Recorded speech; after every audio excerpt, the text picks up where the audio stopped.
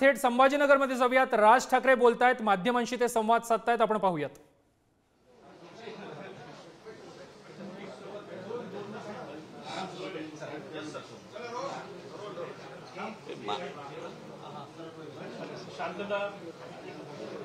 मागचे आवाज बंद करायचे, मागे आवाज चालू आहे तुम्हाला, मागे तू इकडे रे, इकडे सगळे ते थांबून होते। अरे त्यांना दिसत नाही म्हणून ह्याला इथे आणलं, तू मध्ये येतो। काय म्हणाल तू?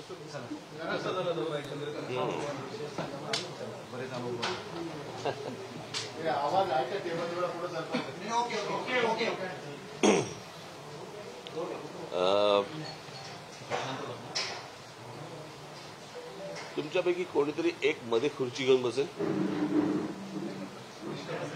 नाही म्हणजे काय होईल, मला बोलताना बरं पडेल।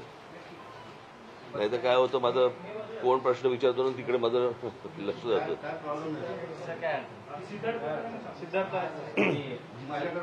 कॅमेरा फ्रेंड द्या, कॅमेरा फ्रेंड द्या, कॅमेराबरोबर तुमचा संवाद चांगला असतो।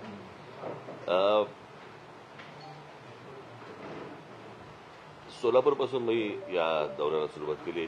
एक साधारणपणे 3.5 महिन्यावरती विधानसभेच्या निवडणुका दिवाळीनंतर होतील असं चिन्ह आहे, असं आज तरी वाटतंय। आणि त्या दृष्टिकोनातून आता माझा पहिला दौरा माझा मराठवाड्याचा आज इथे संभाजीनगरला पूर्ण होतोय आणि 20 तारखेला माझा विदर्भ दौरा सुरू होतोय।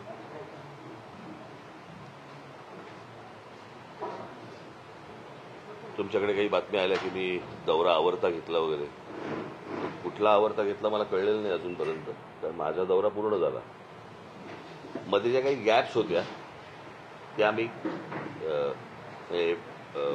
उदाहरणार्थ हिंगोलीला मी राहणार होतो, हिंगोलीला राहायच्याऐवजी मी तिथून कव्हर करून परभणीला आलो वगैरे असं। तर ते आज हा दौरा पूर्ण होतोय माझा। सोलापूरपासून या गोष्टीला सुरुवात झाली आणि गेले अनेक दिवस मराठवाड्यामधलं वातावरण आणि मराठवाड्यामधलं एकूण राजकारण याविषयी पाहत होतो, ऐकत होतो आणि त्याची प्रचितीही आली।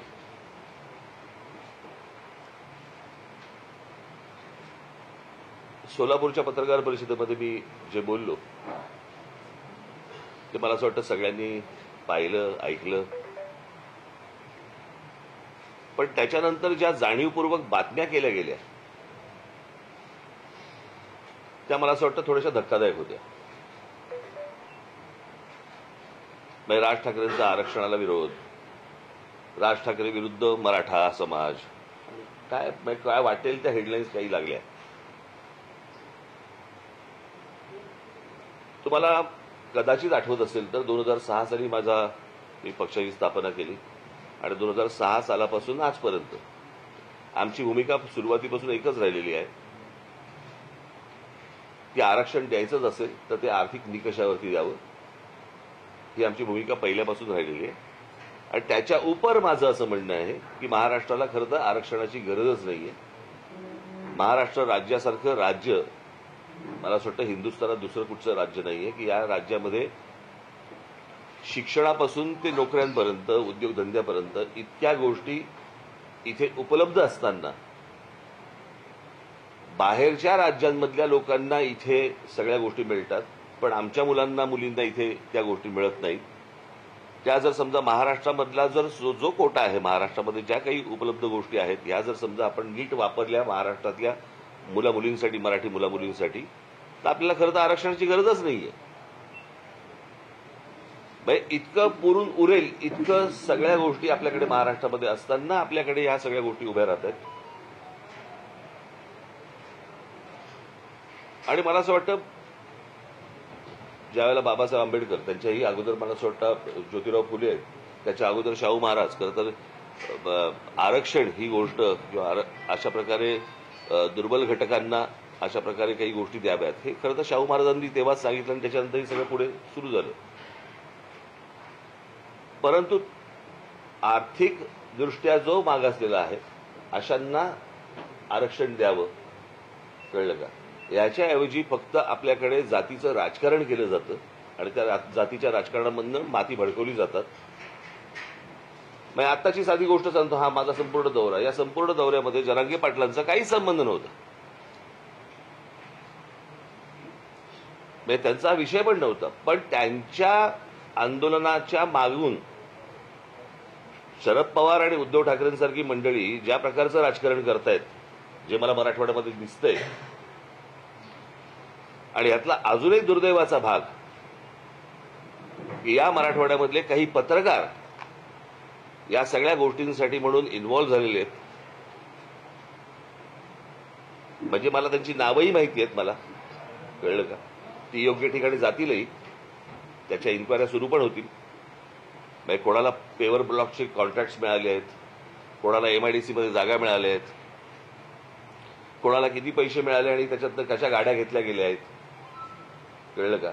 अशा सगळ्या गोष्टी माझ्या कानावरती आलेल्या आहेत. म्हणजे मी ज्या वेळेला ह्याला होतो, धाराशिवला होतो, त्यावेळेला धाराशिवला मला काही लोक भेटायला तिकडे ते बाहेर सगळे आले होते. त्या लोकांना भडकवण्याचं काम काही पत्रकार तिकडे करत होते.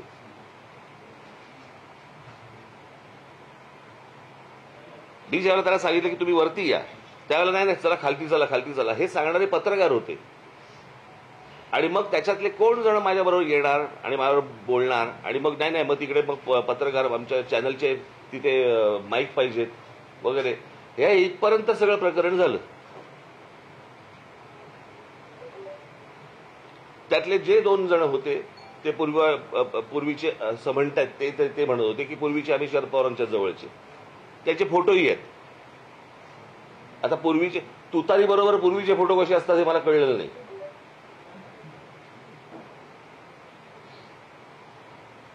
आणि उद्धव ठाकरे गटाचे तिथे अजून 2 जण होते. परवा दिवशी कुठेतरी मी नांदेडला असताना तिथे सर्किट हाऊसवरती एक कोणतरी 2-4 जण ओरडत होते. त्यातला एक जो माणूस होता त्यांचा शरद पवारांबरोबर आत्ताचा फोटो आहे. काल जे झालं त्याच्यामध्ये तर शिवसेनेचा जिल्हा प्रमुखच होता. म्हणजे या सगळ्या गोष्टींशी हे सगळं अख्खं काय झालंय, लोकसभेचा जो निर्णय लागला त्या लोकसभेच्या निर्णयानंतर ह्यांना वाटलं की मराठवाड्यामध्ये आपल्याला मतदान झालं. पहिली गोष्ट मला असं वाटतं शरद पवारांनी आणि उद्धव ठाकरे दोघांनी समजून घ्यायला पाहिजे की ते नरेंद्र मोदी आणि अमित शाह यांच्या विरोधातलं मतदान होतं, त्यांच्या प्रेमाखातर मिळालेलं मतदान नव्हतं. मी नेहमी सांगत आलो की विरोधी पक्ष हा कधी जिंकत नसतो, सत्ताधारी हरत असतात. आणि त्याच्यामुळे ते जे अँटी वोट म्हणजे जी त्यांना मिळाली, मुस्लिम समाजाने देशभर मोठ्या प्रमाणावरती जे अँटी मोदी वोटिंग केलं, किंवा दलित बांधवांनी जे देशभर की संविधान बदलणार या सगळ्या गोष्टींसाठी, आता संविधान बदलणार हे भाजपचाच माणूस बोलला होता ना, इतर कोणी नरेटिव्ह केलेलंच नव्हतं. पण ते जे लोक भडकले होते ते मतदान या सगळ्या लोकांना झालं. इथे त्यांना असं वाटतंय की ते त्यांच्या प्रेमाखातर झालंय, ते त्यांच्या प्रेमाखातर नाही झालंय. आणि त्यांना असं वाटतंय की येणाऱ्या विधानसभेला देखील त्याच प्रकारची खेळी खेळावी. आणि याच्यासाठी आता काल तो शिवसेनेचा कोण तो जिल्हा प्रमुख ज्याला आमच्या पोरांनी मारला, नशीब पोलीसमध्ये पडले. प्रश्न असा आहे, तो ओरडत गेला 1 मराठा लाख मराठा, म्हणजे काय? तर ह्यांना दाखवायचं की हे जरांगे पाटलांचं आहे. पण त्यांच्या आडून ह्यांचं विधानसभेचं राजकारण सुरू आहे, हे मला असं वाटतं लोकांसमोर येणं गरजेचं आहे. मराठा बांधव असतील, भगिनी असतील, ओबीसी समाजातले बांधव असतील, भगिनी असतील, इतर समाजातले लोक असतील, ह्यांनी ही गोष्ट नीट समजून घेतली पाहिजे. शरद पवारांसारखा आज 82-83 वर्षाचा माणूस आज महाराष्ट्रामध्ये स्टेटमेंट करतो की महाराष्ट्रामध्ये मणिपूर होईल. म्हणजे या लोकांनी मणिपूर होऊ नये याच्यासाठी चिंता व्हायली पाहिजे. ते म्हणतात की मणिपूर होईल, म्हणजे यांच्या डोक्यात काय चालू आहे हे तुमच्या लक्षात येईल. पुढच्या 3-3.5 महिन्यामध्ये ह्यांना जेवढे काही दंगली घडवता येतील आणि जेवढ्या काही खास करून मराठवाड्यामध्ये जेवढ्या काही गोष्टी यांना घडवायच्या तेवढ्या घडवण्यासाठी म्हणून यांचे सगळे प्रयत्न सुरू आहेत. तुम्ही जर समजा शरद पवारांचं, मी माझ्या जाहीर सभेमध्ये पण सांगितलं होतं, शरद पवारांचं जर राजकारण तुम्ही बघितलं तर हे गेलं ते सगळं जेम्स लेन प्रकरणापासून यांनी सगळे सुरुवात केली आणि ते स्टेप बाय स्टेप एक जात झाली. कसं होतं, जातीबद्दल प्रेम हे वर्षानुवर्ष आहे. फक्त काय महाराष्ट्रात नाही, देशात आहे. स्वतःच्या जातीबद्दल प्रेम असणं, पण दुसऱ्याच्या जातीबद्दल द्वेष निर्माण करणं हे पवारांनी जेव्हा राष्ट्रवादी निर्माण केली त्याच्यानंतर हे सगळं सुरू झालं.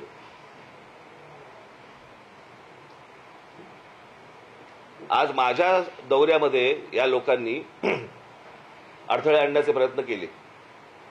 उद्या जर माझं मोहोळ उठलं ना, यांना निवडणुकीला एकही सभा पण घेता येणार नाही.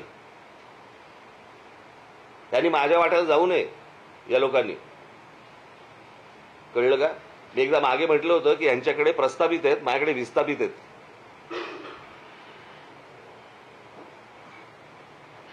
यांनी माझ्या नादी लागू नये या सगळ्या गोष्टींसाठी. तुम्हाला तुमचं राजकारण करायचंय, समाजामध्ये तेढ निर्माण करून विष घालवून ह्यांना कुठचं राजकारण करायचंय?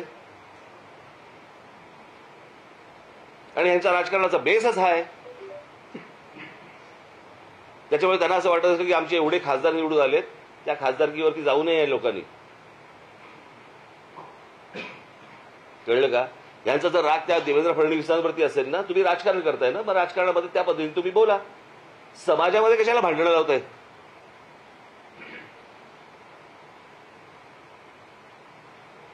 बरं, विषय आरक्षणाचा आहे ना. मला अजूनही आठवते 2003 किंवा 2004-05 वगैरे असेल, आठवत नाही मला. त्याला पहिल्यांदा मराठा समाजाचा मोर्चा त्यावेळेला, हे ते जे नंतर जे आले ना मोर्चे ते नंतरचे वेगळे, पण मराठा समाजाला आरक्षण मिळालं पाहिजे याचा पहिला मोर्चा त्यावेळेला इथे आला होता. काय रे तुमचं चालू आहे रे? मुंबईमध्ये आला होता. मला आजही आठवतो, त्याचा फोटो पण तुम्हाला कदाचित माझ्याकडे असेल तो फोटो. व्यासपीठावरती तिथे जिथे मोर्चा अडवला गेला तिथे भाजपचे लोक होते, राष्ट्रवादीचे लोक होते, काँग्रेसचे लोक होते, शिवसेनेचे लोक होते आणि बाकी इतर काही लोक होते. सगळ्यांनी एकमुखांनी तिथे सगळ्यांनी सांगितलं की मराठा समाजाला आरक्षण मिळालं पाहिजे. बरोबर? कोणी अडवलं मग पुढे? अडवलं कोणी पुढे? जर तुमचं सगळ्यांचं एकमत आहे तर तुम्हाला थांबवलंय कोणी? मग अजूनपर्यंत गेली अनेक 15-20 वर्ष होत का नाहीये हे? म्हणजे गेली 10 वर्ष केंद्रामध्ये नरेंद्र मोदी पंतप्रधान आहेत किंवा होते, आता तिसरी टर्म सुरू झाली, पण 10 वर्ष तर होते ना, बहुमतात होते. ज्या नरेंद्र मोदींनी बारामतीमध्ये येऊन सांगितलं होतं की मैं शरद पवार जी की उंगली पकड़ के मैं राजनीति में आया. आठवतं स्टेटमेंट तुम्हाला? आठवतं तुम्हाला? मग त्या शरद पवारांनी मराठा समाजाच्या आरक्षणाबद्दल शब्द का नाही टाकला?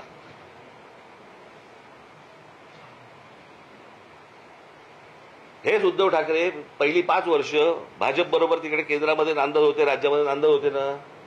मराठा समाजाच्या आरक्षणासाठी या लोकांनी शब्द का नाही टाकला?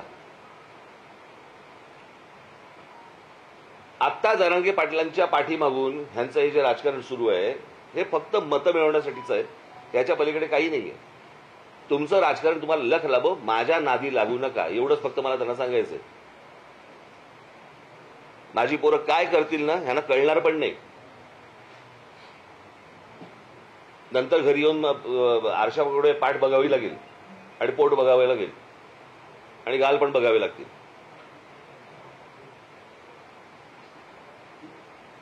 अत्यंत चिखल करून ठेवला या सगळ्या अख्ख्या राजकारणाचा या लोकांनी. म्हणजे जो महाराष्ट्र या देशाला दिशादर्शक होता, आपण म्हणायचो की बाबा हे या प्रकारचं जातीचं राजकारण हे उत्तर प्रदेशमध्ये होतं, बिहारमध्ये होतं, बाकी झारखंडमध्ये होतं, अशा प्रकारचं राजकारण. मी तुम्हाला एक मागे उदाहरण पण दिलं होतं, आठवतं तुम्हाला? आमचे अनिल शिदोरे गेले होते एकदा आणि एका ढाब्यावरती थांबले चहा प्यायला. तर ढाब्यावरचा तो काउंटरवरचा माणूस आला, हे बसले होते तिकडे खाटेवरती, तो काउंटरवरचा माणूस आला आणि शिदोरेंना विचारलं कौन सी जात से हो. हे वातावरण महाराष्ट्रात आणायचंय. त्या दिवशी मी मोबाईलवरती बघत होतो, कुठेतरी मला क्लिप पाठवली, लहान लहान मुली बोलत होत्या की आम्ही ओबीसी समाजातल्या आणि आमच्या मराठा समाजातल्या आमच्या मैत्रिणी होत्या, पण आता हे सगळ्या वातावरणामुळे त्या दूर झाल्या, आम्ही पण दूर इथपर्यंत आणलं, खालपर्यंत घाण राजकारण का? तुम्हाला सत्तेत यायचंय म्हणून, मतं पाहिजेत म्हणून?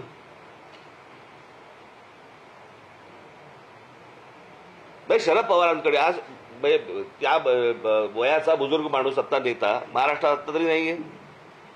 पवारांनी भूमिका घ्यायला पाहिजे की हे असलं जातीचं राजकारण महाराष्ट्रात पसरता कामा नये, विद्वेष पसरता कामा नये. तुम्हीच हातभार लावताय त्याला, तुम्हीच सांगताय महाराष्ट्राचा मणिपूर होईल. पण याचं राजकारणच मुळात तुम्ही पहिल्यापासून जर बघितलं ते फक्त जातीमध्ये विद्वेष पसरून या सगळ्या गोष्टी करायच्या. याच्या पलीकडे यांचं दुसरं राजकारण नाहीये. माझी फक्त मराठा समाजातल्या बांधवांना भगिनींना माझी विनंती आहे, ओबीसी समाजातल्या आहे, इतर समाजातल्या आहे, दलित बांधवांमधल्या तिथे पण आहे, ह्यांच्या नादी लागू नका. निवडणुका येतील, निवडणुका जातील, परंतु ही जखम बरी होणार नाही. हे सतत त्याच्यावरती मीठ टाकत राहतील. मी अनेकदा सांगत आलो, अरे एक आपण उदाहरण म्हणून पकडूया. मी मगाशी जे बोललो तुम्हाला, महाराष्ट्रासारखं सक्षम राज्य, याच्यामध्ये उद्योगधंद्याचा हा भाग आहेच. एक तुम्हाला उदाहरण म्हणून सांगतो. उदाहरण तुम्हाला आठवत असेल, मागे रेल्वेचं आंदोलन झालं होतं, आठवतं ना? की नोकर भरती होती महाराष्ट्रामध्ये आणि त्याच्या जाहिराती होता युपी बिहारच्या वर्तमानपत्रांमध्ये. महाराष्ट्रामध्ये जाहिरातीच नव्हत्या, कोणाला माहितीच नव्हतं. हे आम्हाला कळल्यानंतर हे सगळं सुरू झालं. तीच गोष्ट आपण समजा पकडूया. एक त्यातला एक पार्ट सांगतो, महाराष्ट्राच्या सुबत्तेचा एक पार्ट. मुंबई, ठाणा. मी ठाणा म्हणजे ठाणे जिल्ह्यामध्ये 8 महानगरपालिका आहेत, त्यातलं मी फक्त ठाणे शहर पकडतोय. हा, मी बाकीच्या महानगरपालिका पकडत नाहीये. मुंबई, ठाणा, पुणा, नाशिक, नागपूर. मी संभाजीनगर पण पकडत नाही आता. या 5 शहरांमध्ये मिळून साधारणपणे किती रिक्षा असतील अंदाज आहे तुम्हाला? साधारणपणे 90 लाख ते 1 कोटीच्या आसपास रिक्षा आहेत. त्यातले जवळपास 60% ते 70% हे रिक्षा चालवणारे परप्रांतातले लोक आहेत. आता माझ्या महाराष्ट्रामध्ये परवाने मिळत आहेत हे त्यांना समजतंय, पण माझ्या महाराष्ट्रामधल्या ग्रामीण भागामधल्या तरुणांना ही गोष्ट समजत नाहीये की महाराष्ट्र राज्य सरकार हे परवाने वाटते. हे काय आजकाल मधली गोष्ट नाहीये, हे गेल्या 10-15 वर्षातली गोष्ट म्हणतो मी तुम्हाला. पण महाराष्ट्र राज्य सरकारकडनं ह्या गोष्टी दिल्या जात आहेत. आज मला साधी गोष्ट सांगा, 1 कोटी मुलांना या नुसत्या 5 शहरामध्येच काम मिळालं असतं? इतक्या गोष्टी महाराष्ट्रामध्ये उपलब्ध असताना आमची मुलं तडफडतायत का? या नोकऱ्यांपासून, उद्योगापासून, सगळ्यापासून वंचित का राहत आहेत? याचं कारण सरकार आपलं जरी असलं तरी हे आपल्या मुलांपर्यंत, मुलींपर्यंत या गोष्टी कळवत नाहीये. आज महाराष्ट्रामध्ये मी काढले ते एक काही पत्र, महाराष्ट्रामधल्या काही उद्योग आहेत, त्यांनी पत्रक काढले, पत्रक की आमच्या उद्योगामध्ये महाराष्ट्रीयन लोक आम्ही घेणार नाही म्हणून. ह्यांची हिंमत कशी होते?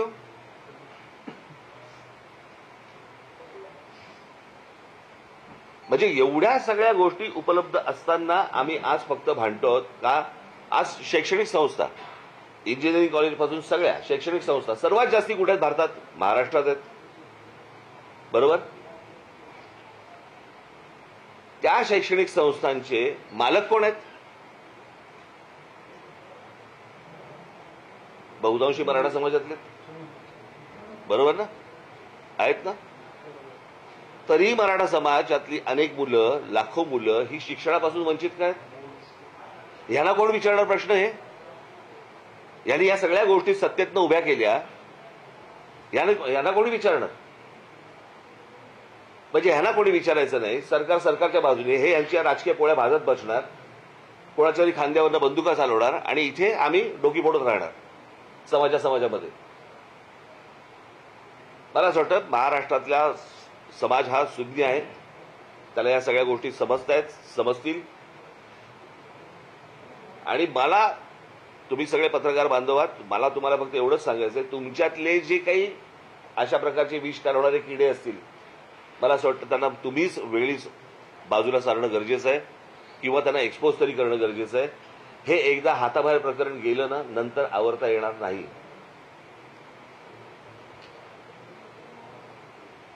म्हणजे कालचा जो प्रसंग झाला तुमच्या ह्याच्यातला कुठला बीडला, त्याच्यात 3 पत्रकार सापडलेत.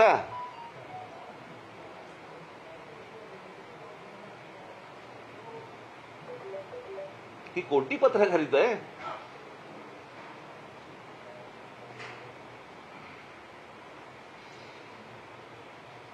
सो मला असं वाटतं की मी हा सगळा दौरा पूर्ण करून मी आता मुंबईला जाईन.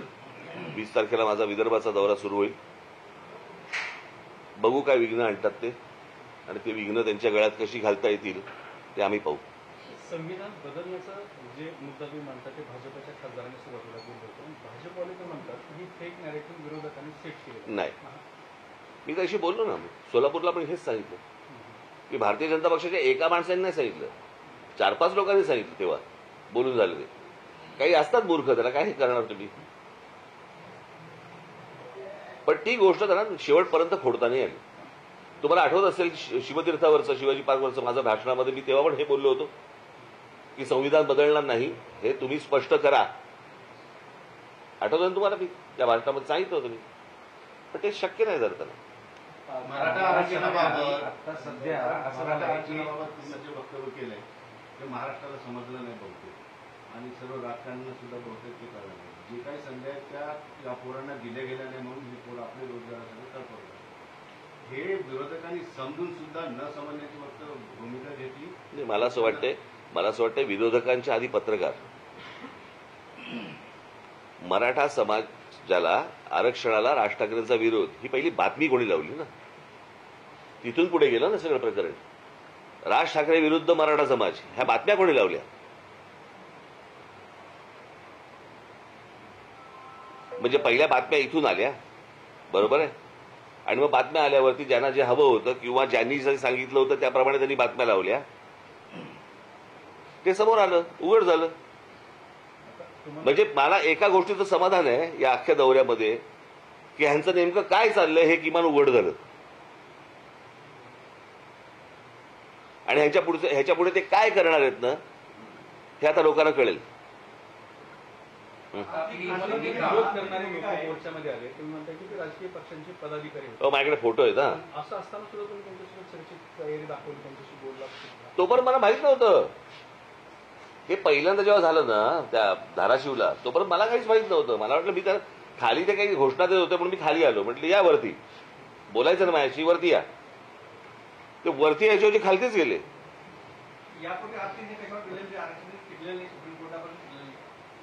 मला बघा प्रश्न असा आहे, मला एवढंच म्हणायचंय, हा आपण ज्याला आपण आर्थिकदृष्ट्या जो मागासलेला आहे त्याला वरती आणलं पाहिजे असं सगळ्यांची इच्छा आहे ना. समजा माझी इच्छा आहे. मी शरद पवारांची मुलाखत घेतली होती पुण्याला. काढून बघा हा प्रश्न मी त्यांना विचारल्यावरती त्यांनी सांगितलं होतं आर्थिक निकषावरतीच आरक्षण दिलं गेलं पाहिजे. टिकत म्हणजे कोणी टिकवायचं नाही, टिकवायचं कोणी टिकवायचं. शेवटी बघा प्रश्न असा आहे, शहाबानू प्रकरणामध्ये जर समजा सुप्रीम कोर्टाचा निर्णय फेटाळण्याची ताकद जर लोकसभेमध्ये आहे तर लोकसभाच आहे ना.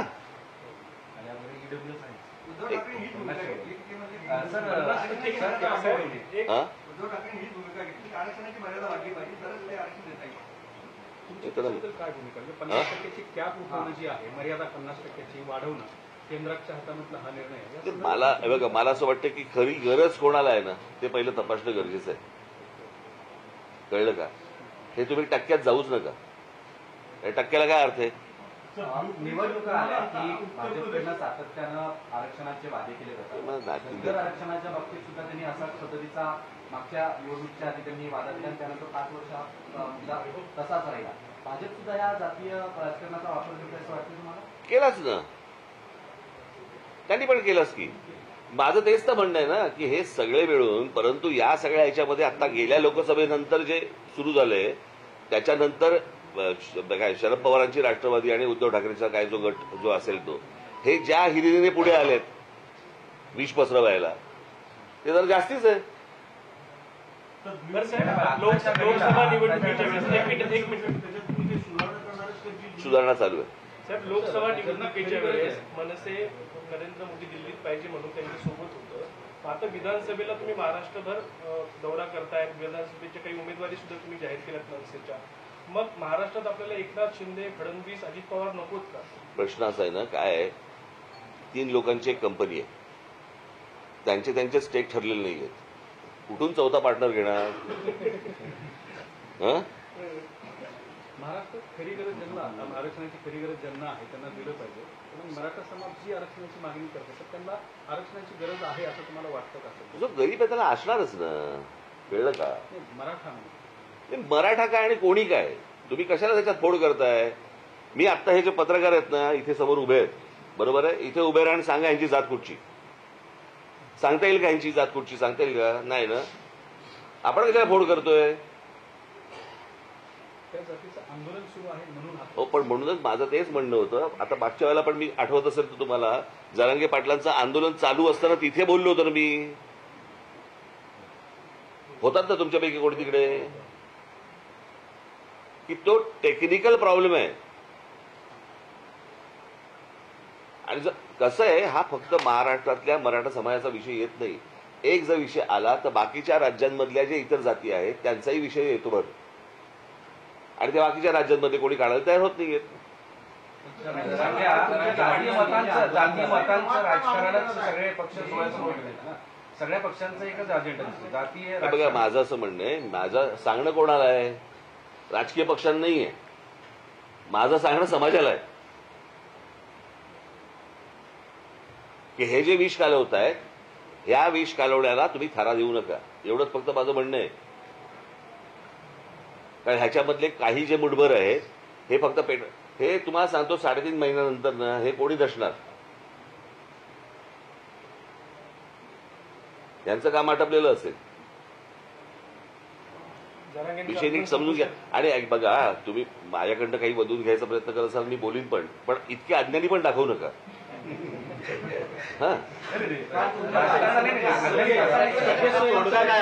संबंध नाही, मात्र आम्हाला इशाऱ्याने धमकी देऊ नका. तुम्हाला जर धमक्या द्यायच्या असतील तर फडणवीस आणि महाराष्ट्र डोळ्यांना द्या असं संजय राऊत. कोणाला? नाही, ती शरद पवारांची सोंगटी आहे, ती करवली, त्यांच्या अमंगल कार्यातली करवली आहे ती. कळलं का? ती उंबरठ्यावरती बसून तिकडेच आयुष्य जिजवणार. तुम्हाला उत्तर प्रदेश, बिहार आणि महाराष्ट्र याच्यातल्या राजकीय पट्टाचा आहे, तुम्हाला काय म्हणतात? काय सॉरी, एकूण जो बिहारचा आणि महाराष्ट्राचा जो राजकीय पट आहे त्याच्याविषयी तुम्हाला काय म्हणायचं? कारण नाही, त्यांच्यासारखा पट आपण निर्माण करतात इथे लोक. असा महाराष्ट्र तुम्ही पाहिलात का हो? जरा मला जरा सांगा. तुमच्यातलं आता माझ्याकडनं काय वधून घेणं आणि तुम्हाला काय छापणं बिपणं हा जरा आपण बाजूला सारू. पण एक पत्रकार म्हणून तुम्ही इतकी वर्ष या सगळ्या फील्डमध्ये आहात, मराठवाड्यामध्ये आहात, असा होता का हो महाराष्ट्र? बाकी सगळं ठीक आहे, राजकारण होत राहील, बाकीच्या सगळ्या गोष्टी होत राहतील. एकदा काहीतरी आपण स्वतःला पण विचारलं पाहिजे ना, असे होतो का आपण? म्हणजे आता कसं आहे, महापुरुष जातीमध्ये वाटून घ्यायचे, संतांची आडनावं बाहेर काढायची, हे असं नव्हतं कधी. हे ज्यांना त्याच्या मागून जे त्यांना राजकारण जे खेळायचंय तेच हे सगळे उद्योग करतायत. राजकारणी सुद्धा त्यावर डिसेंट होते, राजकारणी सुद्धा बदलले जातात. राजकारण्यांना सुद्धा हे जातीचे संघर्ष हवे, म्हणजे लोकही बदलले, महाराष्ट्र बदलला, नेतेही बदलले. आता मी परत तेच सांगतो, पत्रकारही बदलले, बरोबर ना? सगळ्यांनी पवार आणि ठाकरे यांच्यामुळे जर परिस्थिती बिघडते असं तुमचं म्हणणं आहे, तर मग शिंदे असतील, फडणवीस असतील किंवा अजित पवार असतील, त्यांची नेमकी भूमिका काय आहे? हे बघा, मी तुम्हाला एक गोष्ट सांगू का, या सगळ्या ह्याच्यामध्ये सगळ्यांनीच या जातीचे समीकरण ह्याच्या अगोदर राखली. पण हे ज्या प्रकारचे तीव्रपणे जे विष कालवत आहेत, असं मी तुम्हाला एक अजित पवारांबद्दल एक गोष्ट तुम्हाला सांगतो. हे ज्या वेळेला शरद पवार ज्या वेळेला बरोबर होते ते, बरोबर, आणि पवारांचं हे सगळं राजकारण सुरू होतं ना जेव्हा, बरोबर, ते जेम्स लेन, मी तुम्हाला नक्की खात्रीला एक सांगतो, अजित पवार कधी जातीच्या राजकारणामध्ये कधी पडले नाहीत, एवढं निश्चित. बाकी माझे अनेक मतभेद असतील, माझे असतील, अनेकांचे असतील, पण जी योग्य गोष्ट आहे मला असं वाटतं ते कधी जातीच्या बाबतीत आजपर्यंत त्याचं मी कधी वक्तव्य पण ऐकलेलं नाही आणि ते कधी या बाबतीत भानगडीत कधी पडलेलं नाही. मग एकीकडे होत असताना सर राहुल गांधी आणि बाकीचे नेते सुद्धा जातीनिहाय जनगणनेची मागणी करतात. मी परत तुम्हाला तेच सांगतो, जात तुमची काय जात असेल मला माहिती नाही, पण जात तुमची तुम्हाला प्रिय असेल, दुसऱ्या जातीबद्दल विद्वेष पसरवू नका एवढंच माझं सांगणं आहे ना. आपण 30 रेकॉर्ड घासतोय की नाही मगापासून, हा तेवढंच माझं म्हणणं आहे. जातीचं राजकारण हे काही नवीन नाहीये महाराष्ट्राला आणि देशाला, पण ह्या प्रकारचं राजकारण तुम्ही ह्याच्या अगोदर कधी पाहिलं नसेल. यातून बाहेर कसं पडायचं हा एक विषय आहे. असं म्हटलं की तुम्ही आंतरवलीला गेल्यानंतर तिथे तुम्ही त्यांना सांगितलं होतं. या वक्तव्यावर उत्तर देताना जरांगे पाटील असंही म्हटले की ते त्यांनी माझ्याकडे ऐकून घेतलं, ऐकल्यानंतर असं म्हटलं की असं असेल तर मराठा समाजाला आरक्षण माझं मी तुम्हाला दुसरं आज त्यांनी आणखीन एक असं वक्तव्य केलंय आपल्या वक्तव्यानंतर की आता राज ठाकरे यांच्या विरोधात आंदोलन करू नका, गरज पडली तर मी मुंबईला जाऊन राज ठाकरेंची गचुंडी पकडेन. गचुंडी? अच्छा, हे त्यांचे शब्द आहेत का तुम्ही कोणी भरले? त्यांचे शब्द. अच्छा, मग मी त्यांच्याशी भेटल्यावरती बोलीन त्यांच्याशी. सर आरक्षण या एक मिनिट, पहिली गोष्ट मला पूर्णतः करू देत रे. एकाने एक प्रश्न विचारल्यावरती लगेच दुसरा काय प्रश्न विचारत आहे. हा त्याच्यात ते काय बोलले? मुळात पहिली गोष्ट लक्षात घ्या, हे काही त्यांनी पाठवलेली माणसं नव्हती, बरोबर आहे. आधी कोण माणसं होती हे मी तुम्हाला मगाशी सांगितलं ना. आपण का परत तेच बोलतोय? मी बसलोय म्हणून तेच विचारताय का तुम्ही? ती प्रश्न संपलेत? नाही, झालं आता, संपला विषय. मी मगाशी तुम्हाला सांगितलं त्याप्रमाणे त्यांची माणसं नव्हती, हे काय त्यांच्या बरोबरचे आंदोलनकर्ते नव्हते, हे शरद पवार आणि उद्धव ठाकरेच्या बरोबरची माणसं आहे ती. त्याच्याबद्दल काय बोलायचं मगाशी बोललोय मी. सर अशा परिस्थितीमध्ये आता आपण पुढे जायचं कसं? कारण हे जर त्यांचा जर घडवण्याचा कट आहे किंवा या सगळ्या जाती द्वेष वाढवण्याचा प्रयत्न आहे, अशा परिस्थितीत काय तुम्ही सगळे चांगले पत्रकार आहात असं मी समजतो. तुम्ही सांगितलं पाहिजे सर. माझ्यावरती संपूर्ण बांगलादेश राज्यामध्ये हिंसाचार झाला, हिंदूंच्या घरावरती तिकडे अटॅक होत आहे, ते जर शरण आले भारतात तर त्यांना तुमचा पाठिंबा असेल? कोणाला? नाही काय, सगळ्या जगाची काय गोष्टी आपण व्हायच्यात का? त्यांचं त्यांना बघू देत ना.